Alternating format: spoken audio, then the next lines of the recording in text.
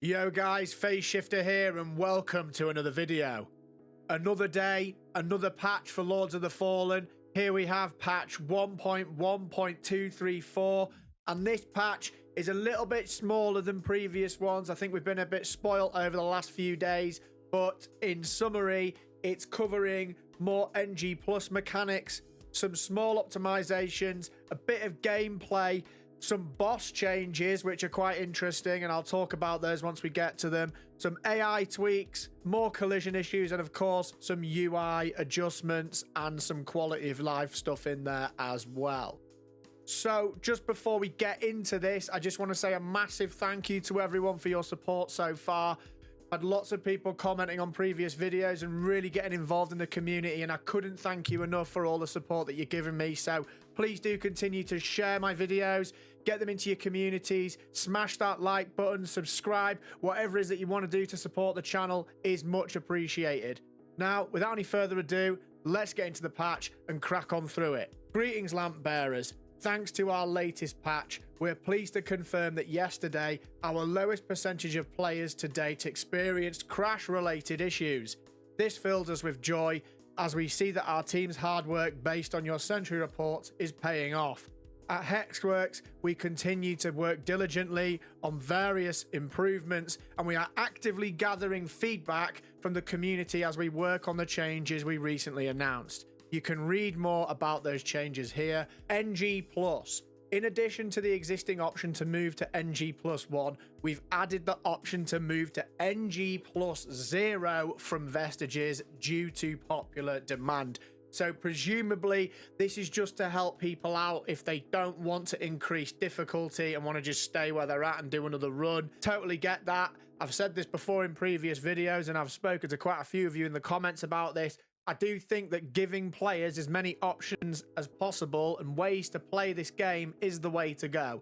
I totally appreciate, though, that they're not actually hitting the mark for everything at the moment. I know some people have issues with the way the NG system is working. I'm sure they've got a lot on their plate at the moment, but from what we've seen, I'm pretty certain that they are going to be getting all this right. Next, optimization.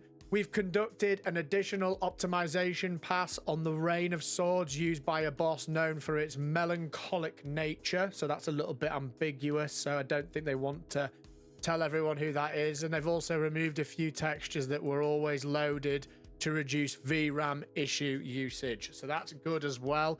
Gameplay. Seeing people play, we've realized that Umbral eggs had too much priority for the lock-on, so we've reduced their priority so that other enemies are locked on before the eggs. Yeah, I think this is something that doesn't just plague Lords of the Fallen. There's other games where I often feel like the target priority system's wrong, and you end up spamming through cycling targets, and then that causes more issues as well. It could be a get good issue, don't get me wrong, but I think that this is a welcome change. Next, when sprinting, there is no need to press the sprint button. Again, after jumping, falling, or rolling, the player continues sprinting. That is a very welcome change. I know that there's been a lot of complaints about how if you jump and hold the sprint button down, or the stick down, sorry, you end up rolling at the end. You have to let go of the stick in midair and then hit the stick at the same time when you land to keep sprinting. It's really annoying and doesn't really make much sense. So I'm really glad they've listened there and changed that, because that was a really annoying nuance of the control system. AI, totem, parasite, spawn box tweaked. Some were triggered from too far in the sunless skein. Womb of Despair, I believe that's the moth-like creatures that often drop vestige moths and things like that. So Womb of Despair, giving the Umbral Parasite an immortal effect on a coward, has been changed to a totem parasite, giving the immortal buff to all enemies in that zone in the training area at Pilgrim's Perch. Interesting. Added a leashing volume to the Mendacious Visage encounter in the Fife of the Chill Cursed City to prevent the player from luring them to an area where they can get stuck. A patch of nav mesh was missing in Lower Calrath. Under very specific circumstances, the crossbowman was sometimes able to shoot in almost 180 degrees direction. Not helpful at all. The Scarlet Shadow now does not die from fall damage, is immune to soulflay, and also detects the player's position better when the player moves out of reach. I'm going to presume that is going to hinder people slightly Is that the Reaper?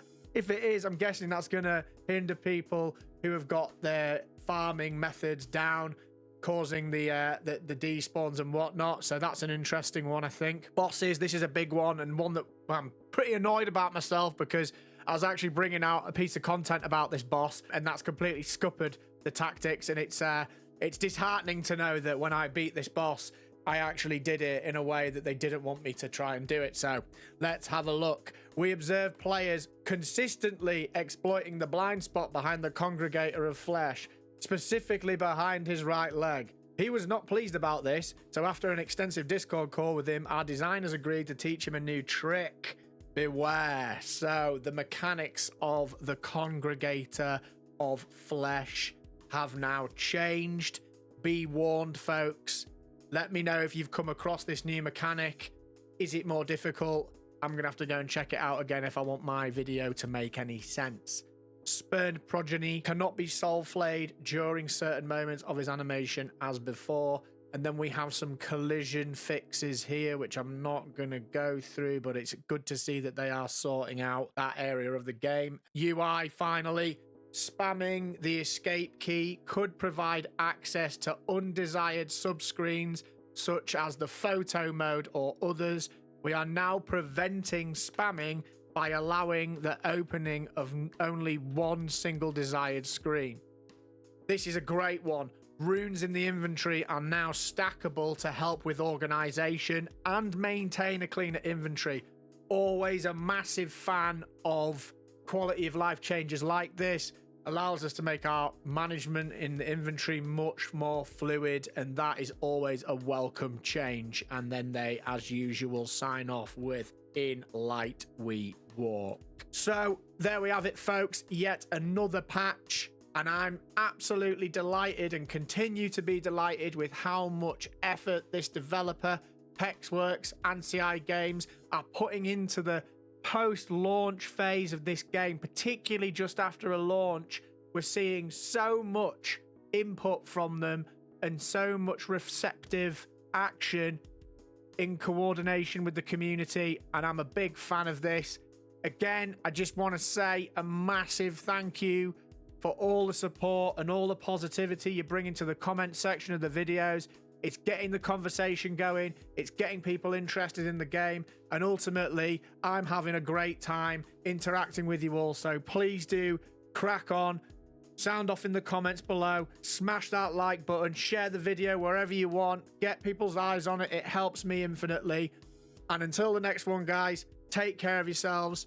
And I'll see you in the next one.